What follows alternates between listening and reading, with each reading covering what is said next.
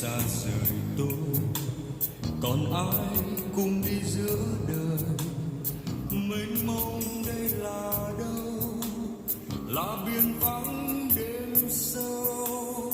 Khi em quay mặt đi, lòng tôi tựa phiến đá sâu, chơ vơ trong lạnh căm, muộn phiền theo tháng năm. Em hỏi tôi phiến đá có tình yêu không? Em hỏi tôi phiến đá có linh hồn không?